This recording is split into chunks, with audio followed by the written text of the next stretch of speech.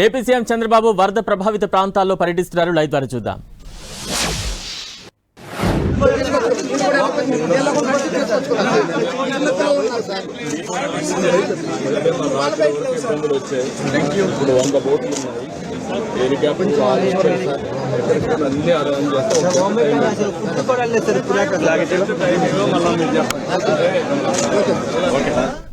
ముఖ్యమంత్రి చంద్రబాబు విజయవాడ సింగ్ నగర్ లో ముంపు ప్రాంతాలను పర్యటిస్తూ ఉన్నారు. పలు కాలనీలు పూర్తిగా జలదిగ్బంధమైపోయిన పరిస్థితి మనం చూస్తూ ఉన్నాం. అయితే ఆయా ప్రాంతాల్లో ఏపీ సీఎం చంద్రబాబు వరద ప్రభావిత ప్రాంతాల్లో ముంపు బాధితులతో మాట్లాడుతూ ఉన్నారు. అక్కడ అధికారులతో సమీక్షిస్తూ ఉన్నారు. అక్కడ అందుతున్న సహాయ సహకారాలు బాధితులను అడిగి తెలుసుకున్నారు. ఇంకా చేపట్టాల్సిన సహాయ సహకారాలు ఏమైనా ఉంటే అక్కడ అధికారులు వెంటనే హుటాహుటిన ఆదేశాలు జారీ చేస్తూ ఉన్నారు. ప్రస్తుతం మనం చూస్తూ ఉన్నాం, వర్షంలోనే ఏపీ సీఎం చంద్రబాబు ముంపు ప్రభావిత ప్రాంతాల్లో పర్యటిస్తూ ఉన్నారు. సింగ్ నగర్ పూర్తిగా జలదిగ్బంధం అయిపోయింది. ఆయా ప్రాంతాల్లో సీఎం చంద్రబాబు పర్యటిస్తూ ఉన్నారు. నిన్న అర్ధరాత్రి కూడా బోటు సహాయంతో సెల్ ఫోన్ల వెలుగుల్లో ప్రభావిత ప్రాంతాల్లో పర్యటించారు. ప్రస్తుతం ఉదయం కూడా ఏపీ సీఎం చంద్రబాబు ప్రభావిత ప్రాంతాల్లో పర్యటిస్తూ ఉన్నారు. బాధితులను అడిగి తెలుసుకుంటున్నారు. ఎటువంటి సహాయ సహకారాలు అందుతున్నాయి ఏంటి అని కూడా వారిని అడిగి తెలుసుకుంటున్నారు. మరోవైపు ఎన్డీఆర్ఎఫ్, ఎస్డీఆర్ఎఫ్ బృందాలు కూడా చేరుకున్నాయి. పలు బోర్డులు అక్కడికి చేరుకున్నాయి.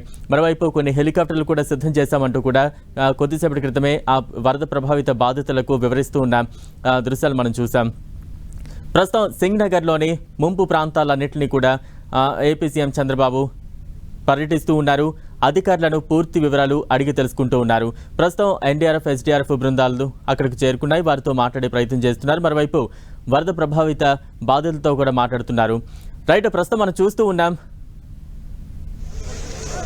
ఏపీ సీఎం చంద్రబాబు మరి కాసేపట్లో వరద ప్రభావిత ప్రాంతాల్లో బోట్ మీద ఆయా ప్రాంతాలని పూర్తిగా పరిశీలించనున్నారు. బోట్ ఎక్కేందుకు కావాల్సిన అన్ని సన్నద్ధమవుతూ ఉన్న దృశ్యాలు మనం చూస్తూ ఉన్నాం. అధికార యంత్రాంగంతో మాట్లాడుతూ ఉన్నారు. వరద ప్రభావిత బాధితులు తమ గోడు వెళ్లబోసుకుంటున్నారు. ఎవరికి ఎటువంటి కష్టం రానివ్వను, అన్ని సహాయ సహకారాలు ఎప్పటికప్పుడు మీకు అందుతాయంటూ కూడా వరద ప్రభావిత బాధితుల్లో ఒక భరోసా నింపే ప్రయత్నం చేస్తూ ఉన్నారు. ప్రస్తుతం మనం చూస్తూ ఉన్నాం, మరి కాసేపట్లో బోటు ద్వారా ముంపు ప్రాంతాల్లో మరోసారి పర్యటించబోతున్నారు ఏపీ సీఎం చంద్రబాబు. అక్కడకు చేరుకున్న పెద్ద ఎత్తుగా బాధితులందరిలో కూడా ఒక భరోసా నింపే ప్రయత్నం చేస్తున్నారు. ఎటువంటి సహాయ సహకారాలు మీకు కావాలన్నా క్షణాల్లో తెప్పిస్తామంటూ కూడా వారిలో ఒక భరోసా నింపుతున్నారు. అలాగే అక్కడ ఏవైనా లోటుపాట్లు ఉంటే అధికార యంత్రాంగాన్ని వెంటనే అప్రమత్తం చేస్తున్న సందర్భాన్ని చూస్తూ ఉన్నాం. ప్రస్తుతం చూస్తూ ఉన్నాం, బోట్లో కూర్చున్నారు ఏపీ సీఎం చంద్రబాబు. ముంపు బాధిత ప్రాంతాలు ఏవైతే ఉన్నాయో అక్కడ పర్యటించబోతున్నారు. ప్రస్తుతం సింగ్ నగర్ కాలనీ పూర్తిగా నీట మునిగింది. ప్రస్తుతం బోట్లో అయితే ఏపీ సీఎం చంద్రబాబు పర్యటిస్తూ ఉన్నారు. కొద్దిసేపటి క్రితమే విజయవాడ కలెక్టరేట్లో సీఎం చంద్రబాబు ఉన్నత స్థాయి సమీక్ష నిర్వహించారు. వర్ష భీభత్సానికి సంబంధించి అధికారులతో ముఖ్యమంత్రి చంద్రబాబు చర్చించారు. ఒక్క రాత్రి ధైర్యంగా ఉండాలని ముంపు ప్రాంతాల ప్రజలకు హామీ ఇచ్చారని, ఇవాళ ఆ హామీ నిలబెట్టుకునే దిశగా యంత్రాంగం పనిచేయాలన్నారు. ప్రతికూల వాతావరణం ఉన్నా ప్రజల్ని కాపాడే విషయంలో అధికారుల ప్రయత్నాలు ఎక్కడా ఆగకూడదన్నారు. ఈ విపత్తు సమయంలో వరద బాధితులు తీసుకునే తాగునీరు ఎంతో ముఖ్యమన్న సీఎం అందుబాటులో ఉన్నన్ని మినరల్ వాటర్ వారి కోసమే కేటాయించాలంటూ కూడా ఆదేశాలు జారీ చేశారు. వర్షం ఇబ్బందులు, బోట్లు కూడా కొట్టుకుపోయే పరిస్థితి లాంటి సవాళ్లు తమ ముందు ఉన్నాయన్నారు. వాటిని అధిగమించి ఎంతమందిని రక్షించగలిగామన్నదే లక్ష్యం కావాలన్నారు. ఇవాళ ఉదయం 8 గంటలకల్లా ఎంతమందికి ఆహారం అందించాలని సీఎం ప్రశ్నించగా దాదాపు 1,50,000 మంది ఆహారం పంపిణీ చేశామని అధికారులు సమాధానమిచ్చారు. బోట్లలో వచ్చిన ప్రజల్ని వెంటనే రక్షిత ప్రాంతాలకు తరలించేందుకు బస్సులు సిద్ధంగా ఉంచాలని అధికారులను సీఎం ఆదేశాలు జారీ చేశారు. వృద్ధులు, రోగులు ఇబ్బంది పడకుండా అవసరమైతే వారిని హోటళ్లలో ఉంచే చర్యలు తీసుకోవాలన్నారు. బాధితులను సౌకర్యవంతంగా ఉంచేందుకు కళ్యాణ మండపాలు, ఇతర కేంద్రాలు కూడా సిద్ధం చేయాలన్నారు. మొత్తం 47 కేంద్రాలు గుర్తించి పెట్టామన్న అధికారులు కృష్ణానది కరకట్టపై వెంకటపాలెం వద్ద గండిపడే పరిస్థితిపై ఆరా తీశారు. గండిని పూడ్చగలిగామని సీఎంకు అధికారులు వివరించారు. ఇక రాజధాని రైతులు స్వచ్ఛందంగా చూపిన చొరవ అభినందనీయమని సీఎం మెచ్చుకున్నారు. కరకట్ట వెంబడి గండిపడే ప్రమాదాలు గుర్తించేందుకు ఓ ప్రత్యేక బృందాన్ని ఏర్పాటు చేయాలని, అధికారులంతా బృందాలుగా ఏర్పడి క్షేత్రస్థాయిలో సహాయక చర్యలు ముమ్మరం చేయాలన్నారు. వర్ష భీభత్సంతో ఉక్కిరిబిక్కిరవుతోన్న ప్రజలకు భరోసా ఇచ్చారు ఏపీ సీఎం చంద్రబాబు. స్వయంగా నిన్న పలు వరద ప్రభావిత ప్రాంతాల్లో ఆయన పర్యటించారు. ఆదివారం ఉదయం అజిత్ సింగ్ నగర్లో పర్యటించిన చంద్రబాబు ఆదివారం అర్ధరాత్రి తర్వాత రెండోసారి అజిత్ సింగ్ నగర్తో పాటు కృష్ణలంకలో పర్యటించారు. అర్ధరాత్రి బోట్లో ప్రయాణం భద్రతా పరంగా ఇబ్బందిని భద్రతా సిబ్బంది వారించినా కూడా సెల్ ఫోన్, వీడియో కెమెరా లైట్ల వెలుతురులో అరగంట పాటు ఆ ప్రాంతంలో తిరిగారు. నీట మునిగిన ఇళ్లలోకి వెళ్లి ప్రజలను పరామర్శించారు. పలు కుటుంబాలకు ఆహార ప్యాకెట్లను స్వయంగా అందజేశారు. అక్షయ పాత్ర సంస్థ ప్రతినిధులు 1,00,000 మందికి ఆహార ప్యాకెట్లు సిద్ధం చేయగా సీఎం రెండోసారి వచ్చేలోగా వాటిని అజిత్ సింగ్ నగర్లోని బాధితులకు అందజేశారు. నిన్న కేవలం 2 గంటలు మాత్రమే చంద్రబాబు విశ్రాంతి తీసుకున్నారు. అనంతరం మళ్లీ బస్సులో నుంచి దిగి అధికారులను అడిగి వరద ప్రాంతాలపై వివరాలు తెలుసుకుంటున్నారు సీఎం చంద్రబాబు.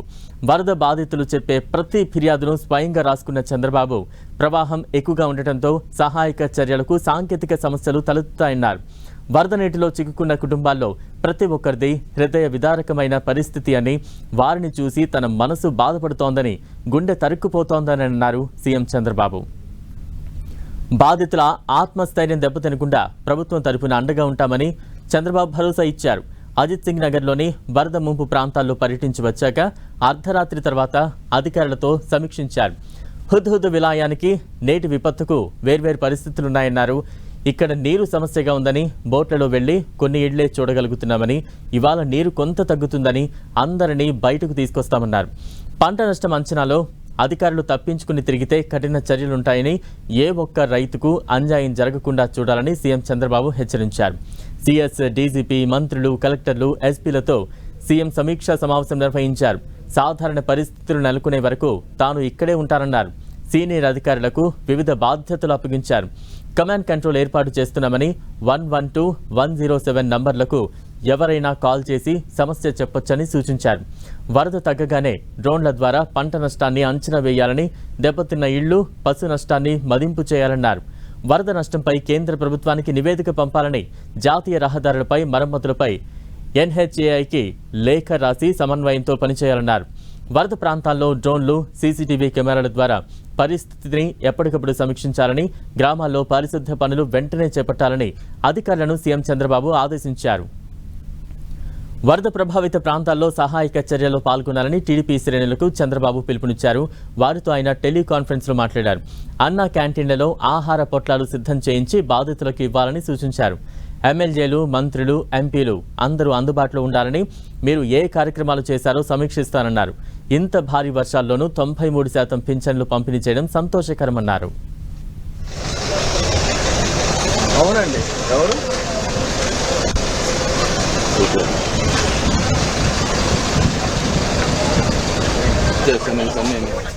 రైట్. ఇక వరదకు సంబంధించి తాజా అప్డేట్స్ అందించేందుకు మా ప్రతినిధి రవిచంద్ సిద్ధంగా ఉన్నారు. రవిచంద్, ప్రస్తుతం వరద ప్రభావిత ప్రాంతాల్లో ఎటువంటి సిచ్యువేషన్స్ నెలకొని ఉన్నాయి? మరోవైపు ఏపీ సీఎం చంద్రబాబు ప్రతి క్షణం కూడా క్షుణ్ణంగా అధికారులతో సమీక్షా సమావేశం నిర్వహిస్తున్నారు. ఆయనే క్షేత్రస్థాయిలో కూడా పర్యటిస్తూ ఉన్నారు. ఎటువంటి అప్డేట్స్ ఉన్నాయి?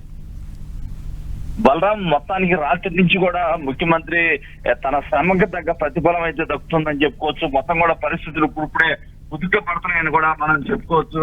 మొత్తానికి ఈ ఉదయం నుంచి కొంత ఆ వరద అయితే ఇప్పుడు వరకు కూడా వర్షాలు బాగా పడినాయి, కానీ ఒక గంట నుంచి వర్షాలు తగ్గడంతో కొంత ఊపిరి అయితే పీల్చుకుంటున్నారు. ముఖ్యమంత్రి రాత్రి నుంచి అహర్నిశలు కృషి చేస్తున్నారు. రాత్రి అంతా కూడా ఆయన మెలకుగానే ఉన్నారు.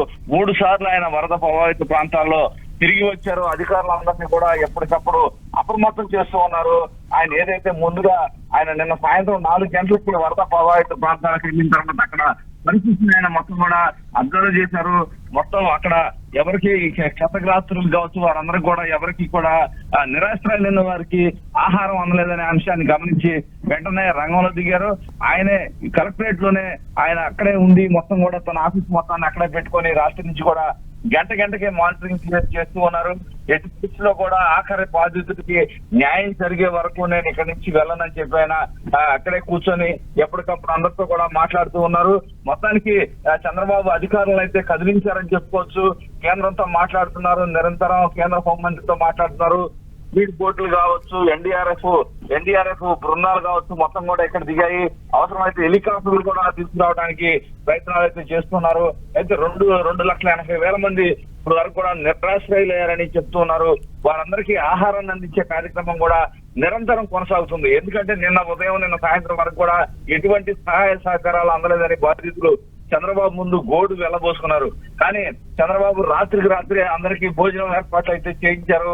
ఈ ఉదయం కూడా 8 గంటలకల్లా అందరికీ బ్రేక్ఫాస్ట్ వెళ్ళింది. ఇప్పుడు భోజనాలు కూడా వారికి తీసుకెళ్లే ప్రయత్నాలు అయితే చేస్తున్నారు. అయితే ముందుగా ఎవరైతే నిరాశ్రయులు ఉన్నారో వారందరినీ అక్కడి నుంచి సురక్షిత ప్రాంతాలకు తరలించాలని ముఖ్యమంత్రి భావిస్తున్నారు. ఈ నేపథ్యంలో వెహికల్స్ అన్ని కూడా ఏర్పాటు చేశారు. బోట్ల ద్వారా, స్పీడ్ బోట్ల ద్వారా వారందరినీ అక్కడి నుంచి తీసుకొచ్చి సురక్షిత ప్రాంతాలకు తరలిస్తున్నారు. హోటల్స్ లో కావచ్చు, ఫంక్షన్ హాల్స్ లో కావచ్చు, ఎక్కడ అవకాశం ఉంటే అక్కడ వారందరికీ బస కల్పించాలని ఆదేశాలు జారీ చేశారు. మరోవైపు వారికి మంచి ఆహారంతో పాటు వారికి ఏదైతే కట్టుకోవడానికి బట్టలు కూడా ఏర్పాటు చేయాలి, దుస్తులు కూడా కొనివ్వమని చెప్పి కూడా అధికారుల్ని ఆదేశించారు. ఎంత ఖర్చైనా సరే నిరాశ్రయం లేని వారిని ఆదుకుంటామని చెప్పి ముఖ్యమంత్రి చెప్తున్నారు. మరోవైపు నిన్నే హోటల్స్ అసోసియేషన్ వారిని కూడా ముఖ్యమంత్రి పిలిపించి ఇలాంటి సమయంలో ఉదారతగా ఉండాలి, అందరూ కూడా కష్టపడి పనిచేసి ఏదైతే నిరాశ్రయం లేని వారిని ఆదుకోవడంలో భాగస్వాములు కావాలని పిలుపునిచ్చారు. వారు కూడా ముందుకు వచ్చి ఆహారం అందించేందుకు ఏర్పాట్లు చేస్తున్నారు. మొత్తం స్వచ్ఛంద సంస్థల వారు కానీ మొత్తం కూడా వీరికి సహాయ సహకారాలు అందించడానికి ముందుకు వస్తున్నారు.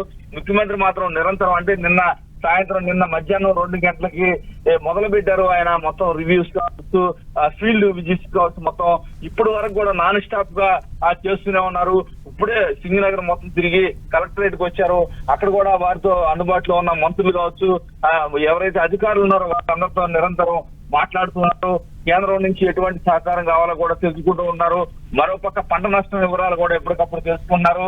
ఒకవేళ ఇది కొలికి వచ్చాక పంట నష్టానికి సంబంధించి ఇది ఒక జాతీయ విపత్తుగా ప్రకటించాలని కేంద్రాన్ని కోరాలని కూడా రాష్ట్ర ప్రభుత్వం భావిస్తుంది.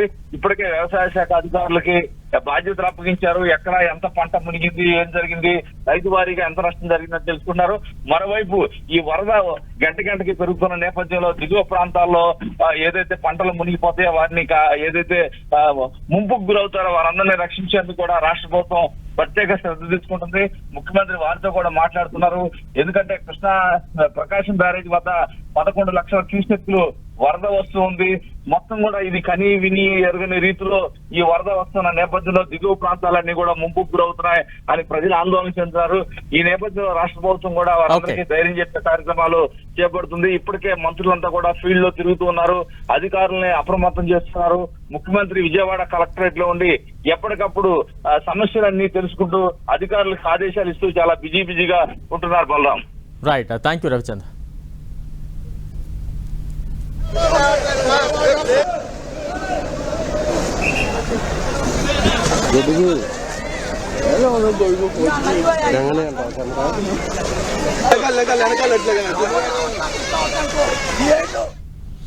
సీఎం చంద్రబాబు కేంద్ర విమానయాన మంత్రి రామ్మోహన్ నాయుడు ఆదేశాలతో పంజాబ్ లోటాన్ నుంచి వరద బాధితులను గన్నవరం ఎయిర్పోర్ట్ కు తరలించారు అధికారులు. 126 మంది వరద బాధితులను ప్రత్యేక విమానంలో తీసుకొచ్చారు. ఎన్డీఆర్ఎఫ్ సిబ్బంది 2 ఆర్మీ హెలికాప్టర్లలో వరద బాధితుల కోసం ఆహారం, డ్రింకింగ్ వాటర్, ఎనర్జీ అందజేశారు.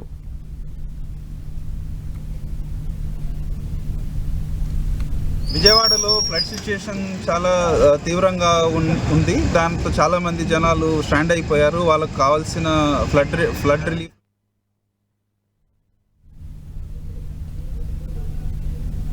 విజయవాడలో ఫ్లడ్ సిచ్యుయేషన్ చాలా తీవ్రంగా ఉంది. దాంతో చాలా మంది జనాలు స్టాండ్ అయిపోయారు. వాళ్ళకు కావాల్సిన ఫ్లడ్ రిలీఫ్ మెటీరియల్ కానీ లేకపోతే అక్కడ వాటర్ మధ్యలో ఇరుక్కుపోయిన వ్యక్తుల్ని రెస్క్యూ చేయడం కోసము సెంట్రల్ గవర్నమెంట్ నుంచి, స్టేట్ గవర్నమెంట్ నుంచి కోఆర్డినేట్ చేసుకొని సివిల్ ఏవియేషన్ మినిస్టర్ గారు రామ్మోహన్ నాయుడు గారు అక్కడ ఢిల్లీ లెవెల్లో, ఇక స్టేట్ లెవెల్లో చీఫ్ మినిస్టర్ గారు కోఆర్డినేట్ చేసి ఎన్డీఆర్ఎఫ్ ఫ్లైట్ని రప్పించారు.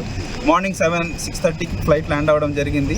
అలాగే ఇక్కడ నుంచి మనకు rescue operations and flood relief material కూడా వాటర్, బిస్కెట్ ప్యాకెట్స్, మిల్క్ ఇలాంటివి ఇక్కడ నుంచి పంపించడం జరుగుతుంది. ఒక నేవీ హెలికాప్టర్ ఒకటి ఇక్కడ నుంచి ఆపరేట్ అవుతూ ఉంది.